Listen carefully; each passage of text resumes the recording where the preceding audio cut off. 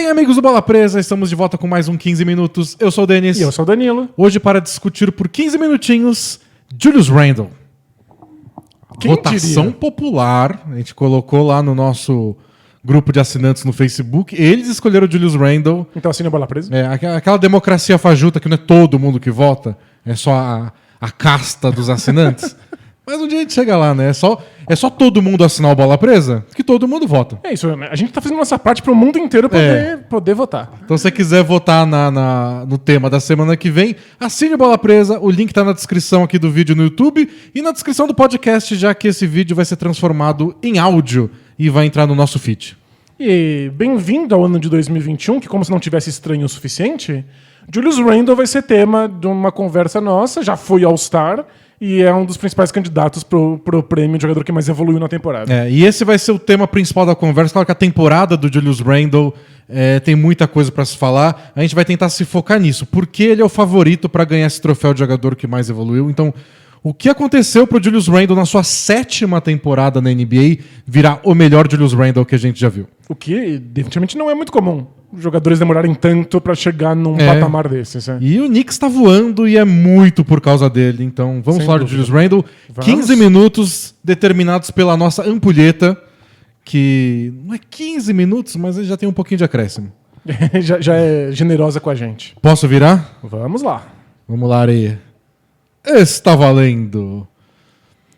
Trouxemos muitos dados nós dois, né, Danilo? A Isso. gente separou, eu tenho uma listinha aqui, você tem a sua listinha de informações.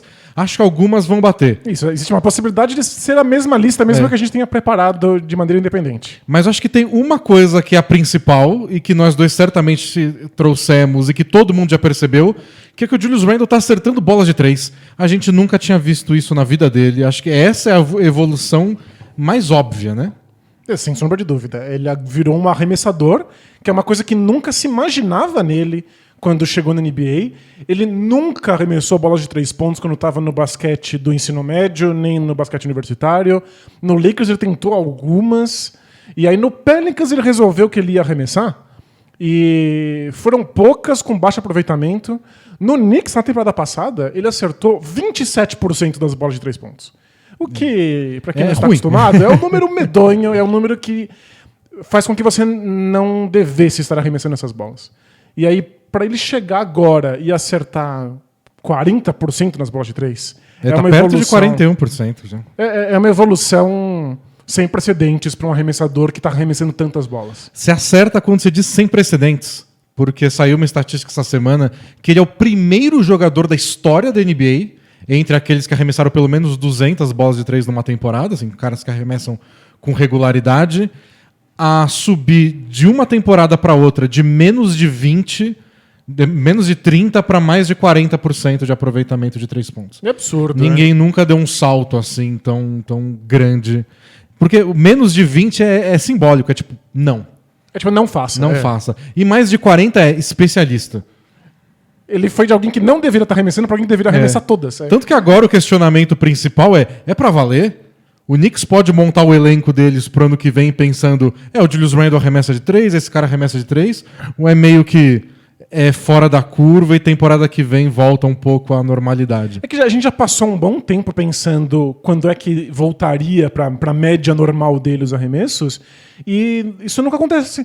Os jogos continuam passando, ele continua acertando essas bolas. É que nessa temporada tá acontecendo isso. A gente questionou muito o começo, quando vai voltar, e não voltou. Ele tá só num nível altíssimo. Mas já aconteceu na NBA de jogadores terem uma temporada muito espetacular de 3 pontos e depois voltar meio que ao normal. Isso, mas é um normal dentro da média, não um normal de 20% de aproveitamento. Ó, né? Na carreira dele, nas duas primeiras... A primeira temporada dele no Lakers não conta de verdade, porque ele foi a 7ª escolha do Lakers em 2014, e aí no primeiro jogo, com 15 minutos de partida do primeiro jogo, ele quebrou a perna e perdeu o resto da temporada inteira. E foi voltar um ano depois. Lembrando que ele também se lesionou no basquete universitário. Então nem conta. A primeira temporada que ele jogou de verdade no Lakers, acertou 27% das bolas de 3, que é, como a gente disse, ruim. No segundo ano, 27%, e no terceiro, que foi o último ano dele no Lakers, 22%. de acerto nas bolas de 3. Você aí em casa, arremessando do meio da quadra, deve conseguir 22% de aproveitamento. Aí ele foi pro New Orleans Pelicans e o aproveitamento subiu para 34%, que é beirando a média da NBA. Aí ano passado o Knicks caiu para 27%, como você disse, e agora beirando 41%. Então, tipo, é muito fora da curva, não comparando só ano passado, a toda a carreira dele. Esse é o meu receio, de ser uma coisa muito fora da curva. Mas se ele voltar para 37%, isso, tá bem. Se você tiver um pouquinho acima da média. Mas eu acho que é interessante a gente discutir como isso aconteceu, porque se ele simplesmente tivesse acordado um dia com essas médias absurdas, a gente tende a achar que deve normalizar, que pode ser só uma boa fase.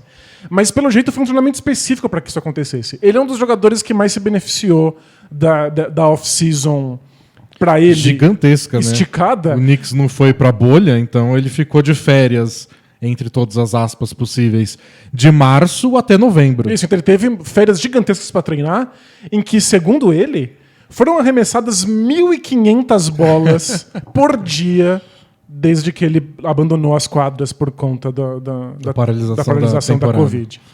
E isso é um efeito Kobe.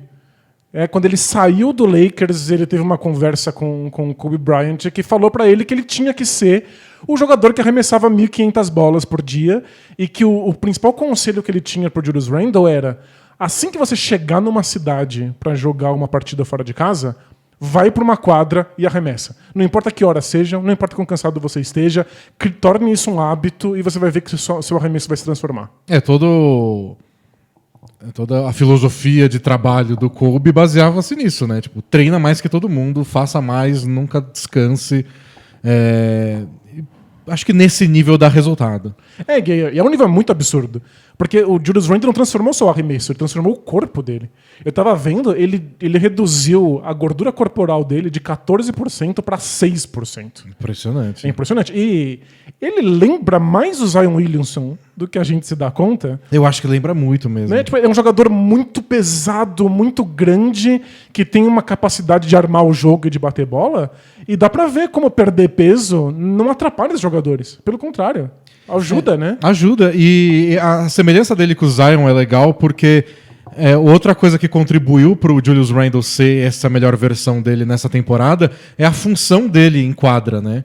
E ele chegou na NBA meio sem posição, porque ele é muito baixo para a posição 4, se você considerar a posição 4 clássica, mas ele chega em 2014 na NBA, que é quando está começando a mudar. Então estão começando a usar cada vez mais jogadores baixos como pivô e jogadores do tamanho dele mesmo, a posição 4, mas para arremessar de 3, para espaçar a quadra, e não é o que ele fazia. Então ele ficou num híbrido de não saber direito como jogava. Por exemplo, na primeira temporada dele como novato, tentaram usar muito ele com esse negócio que o Zion faz. Pega rebote e sai correndo. Puxa contra-ataque. Porque você consegue driblar e você se posiciona bem pro rebote, atlético, pula. E ele fazia isso. E não sabia o que fazer quando chegava no ataque. Não tinha visão de jogo, não tinha os passes, não finalizava bem na cesta, que é o que o Zion faz. O Zion é o melhor finalizador de aro da NBA. O Zion é um trator igual o Julius Randle, um trator maior, tunado. Mas o Julius Randle também saía dando trombada em todo mundo e errava bandeja. Trombada em todo mundo e errava bandeja. Tipo, um Zion que erra a bandeja, é melhor ficar no banco. Exato, não vale a pena, né? É tudo que ele faz. E aí depois o Luke Walton, quando assumiu o Lakers, tentou botar ele de pivô. Ele veio de assistente do Warriors para ser técnico do Lakers e tentou transformar o Julius Randle meio que num Draymond Green. Só que o Lakers era o pior time da NBA na defesa quando o Julius Randle era pivô, porque ele não conseguia proteger a cesta igual fazia o Draymond Green. Claro. E os passes não eram iguais. Então ele não conseguia pegar a bola e armar do jeito que o Draymond Green fazia. Então acabou sendo... tem um talento aí, ninguém sabe como usar. Mas o problema principal é que ele estava no lugar errado na hora errada. Ele basicamente nasceu um pouquinho antes do tempo que ele deveria ter nascido. Porque quando ele jogava basquete no ensino médio, ele era um desses alas armadores. Ele puxava o jogo, ele tomava decisão no contra-ataque. É que ele era muito mais forte que todo mundo. Esses caras que são fenômenos físicos, quando jogam contra gente de escolinha, é até triste, né? Eu lembro a primeira vez que eu vi ele jogar em Kentucky, e era já o semifinal ou final lá do Final Four do Universitário. Ele perdeu a decisão. E isso é, tipo, eu sei que tem um cara de Kentucky que é cotado pra ser top 10 da NBA, deixa eu assistir. Apareceu na tela, é esse cara. É muito evidente. Tipo, fisicamente era ele um bando de criança. E basquete universitário não é assim, tem bastante gente com físico bom. Mas Julius Randle destoava da galera. Imagina no ensino médio. É piada. Então ele não precisa tomar decisões muito inteligentes, ele consegue pular por cima de todo mundo. E aí todos os relatórios de scouts falavam que ele ia ser um ala armador. Acontece que quando ele chegou em Kentucky, não era isso que queriam que ele fizesse. Ele teve um papel muito mais próximo da cesta. Ele jogava no garrafão. Ele jogava como um pivô. E aí a NBA não estava preparado, o basquete não estava preparado para ter alas armadores daquele tipo. E nem ele estava preparado. Né? Então, talvez ele tivesse ficado mais preparado se ele tivesse tido essa experiência universitária. Sim, pode ser. Então, tipo, o Zion apostou-se muito mais nisso. E por isso que eu acho que o Julius Randle nasceu um pouquinho antes do tempo. Incentivaram que ele fizesse uma coisa que não era aquilo que ele fazia melhor, ele não teve chance de desenvolver aquilo que faz ele um jogador diferente. E agora, nessa temporada no Knicks, a gente tá vendo ele organizar melhor o jogo. Ele é o centro das atenções do Knicks, o ataque do Knicks, que não é grande coisa, mas nessa sequência de 8 vitórias seguidas que eles estão, é o melhor ataque da NBA. É absurdo. Por 8 jogos, né? E é o Julius Randle. E o ataque tudo passa pelo Julius Randle. Ele é o terceiro jogador que mais toca na bola na NBA. Então, ó, tudo passa por ele. E as únicas jogadas ofensivas que o Knicks roda são jogadas para criar mismatches, para colocar defensores que são mais baixos do que o Julius Randle no Julius Randle. E aí ele resolve no mano a mano, ou se chega uma marcação dupla, alguma coisa, ele dá o passe para alguém. Ele tá com 6 assistências por jogo de média, é disparado o maior da carreira dele. Ele nunca tinha tido mais que 3 assistências. E agora ele dobrou isso, tá com 6. E vamos ser sinceros, ele ainda não tem a melhor visão de quadra, o passe dele não é muito refinado, não chega na altura certa para os companheiros, mas ele tem tanta oportunidade para fazer isso que eventualmente você dá 6 assistências. E o Knicks está ajudando também de colocar mais espaço, mais arremessadores do que ele já teve no passado. Os elencos que ele jogou no Lakers e no Pelicans não eram os ideais também para ele dar muito passe. O do Knicks também não é o ideal. Mas está sendo o suficiente. Tipo, o Red Bullock quebra um galhaço arremessando bolas de 3. E só Luka Doncic e Damian Lillard deram mais assistências para arremessos de 3 que o Julius Randle. Então ele está sendo muito bom nesse trabalho de... Infiltra passe para fora, né? Ataca os mismatches, os caras mais baixos, obriga a defesa a tomar alguma atitude e aí acha quem está livre. O curioso é ele ter tanta oportunidade para fazer isso. E aí eu acho que é o casamento perfeito com o Tom Thibodeau. Porque o Tom Thibodeau é um técnico que não se preocupa muito com o ataque, ele é um técnico majoritariamente defensivo, e ele deixa que os jogadores tenham carta branca e liberdade ofensiva, desde que eles sejam muito esforçados. E aí casou que o Julius Randle era esse cara que queria não só uma oportunidade, mas tinha mergulhado de vez na Mamba Mentality. Então era o cara que estava dando 1.500 arremessos por dia. E ele se entregou na defesa, que sempre tinha sido um ponto fraco, em parte porque botava ele no lugar errado, tipo o Luke Walton querendo que ele desse toco na galera. Isso, ele não é esse cara, ele não vai proteger o garrafão. Mas aí o Tom Thibodeau vê que ele é esforçado na defesa, que ele treina mais do que qualquer um no ataque. O time viu isso. Então agora o Knicks inteiro treina com ele nas quadras quando eles vão para jogos fora de casa. A gente falou que o Thibodeau teve que, descansa, hoje é folga. O Thibodeau obrigar o time a ter folga. O Thibodeau mandou trancar o ginásio de treinos do Knicks para eles não treinarem. Então o time se entregou a essa lógica do Thibodeau e o Julius Randle meio que encabeçou isso. E aí o resultado é: toma, arremessa quantas bolas você quiser, infiltra quando você bem entender e aí passa pra fora caso dê tudo errado. E ele tá dando certo, ele tá dando os passes, tá acertando os arremessos de 3 e acertando os arremessos de 2 também, que ele gosta e que muitos técnicos não dariam pra ele, né? O arremessinho de meia distância é um mais difícil que o outro. Você olha e fala, nossa, esse é complicado, que bom que ele acertou. E é o jogo inteiro assim, é um atrás do outro. Não é todo técnico que daria essa liberdade, o Thibodeau deu e o Julius Randle tá tendo um bom aproveitamento. E é uma liberdade que técnicos só sonham em dar nos anos 90. Porque os arremessos longos de 2 pontos, estatisticamente, não fazem sentido. Eles são difíceis de acertar e valem muito menos do que um passo para trás que dá 3 pontos. Então, tipo, é mais difícil de acertar e dá 33% menos de pontuação no final do jogo. Mas o Julius Randle, que acertava 35% desses arremessos longos de 2, está acertando 47% nessa temporada. É muito absurdo. É um número que permitiria que qualquer jogador arremessasse essas bolas. Só de ser mais que a média já tá ótimo, tá um pouco mais que a média, tá perfeito. E o que mudou também é que ele tá... Isso é totalmente contraintuitivo no basquete de análise estatística. Ele parou de tentar as bandejas. A gente falou que ele atacava muito a cesta, tanto tipo um aprendiz de Zion Williamson. No último ano do Lakers, 70% dos arremessos dele eram grudados na cesta. Alguma tentativa de bandeja, enterrada e afins. No ano dele no Pelicans, 56% dos arremessos. Não é aproveitamento, é a quantidade dos arremessos.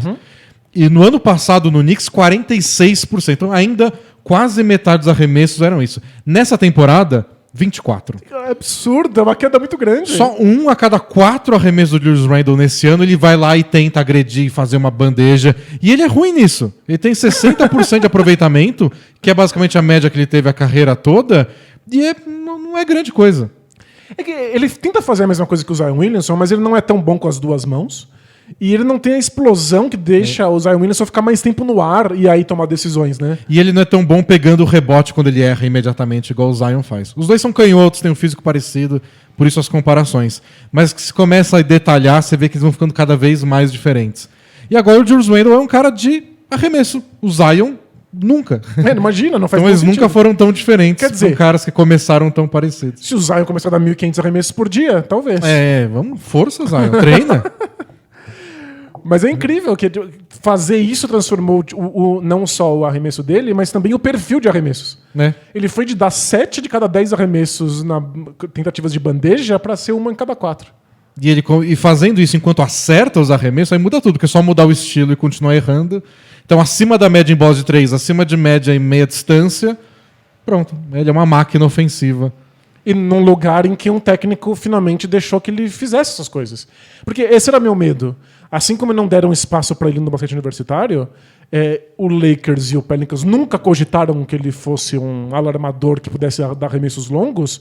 Não ia ser no Knicks que ele ia descobrir isso. No Knicks tá todo mundo fora da posição. No Knicks todo mundo joga a temporada pior passada carreira. Tempo esgotado. Termine o raciocínio. O juiz levantou a placa. O Knicks é o lugar que todo mundo vai pra destruir a carreira. Você tá sempre no lugar errado, na posição incorreta pra destruir seus números. E sem contar que ele chegou como contratação a mais cara da temporada passada pra posição 4, aí imediatamente o Knicks contratou mais 6 caras da mesma posição. Falou, qual é o plano? Ele tava lutando por minutos com o Marcus Morris na temporada passada. E ele foi contratado, acho que 3 horas depois do Durant e do Kyrie Irving não irem pro Knicks. Claramente era a opção B. Era o plano B, e aí contrataram um monte de outros alas de força, o Bobby Porter. Foi esquisitíssimo. Esquisitíssimo. E aí veio o Tom Thibodeau, e aí finalmente ele tem esse incentivo pra ser esse jogador. Draftaram o Obi Toppin, que também é da posição dele, mas agora o time é do Julius Randle. Muito treino, uma sintonia legal com o Tom Thibodeau, e tá aí. E eu fico pensando, temos um All-Star. Quantos jogadores será que, por ter o estilo errado e um time não incentivar o jogador a aprender a fazer aquilo, não viram farofa, né? Eu acho que deve ter muitos casos assim, mas é que é estranho, né? Porque às vezes nenhum jogador sabe.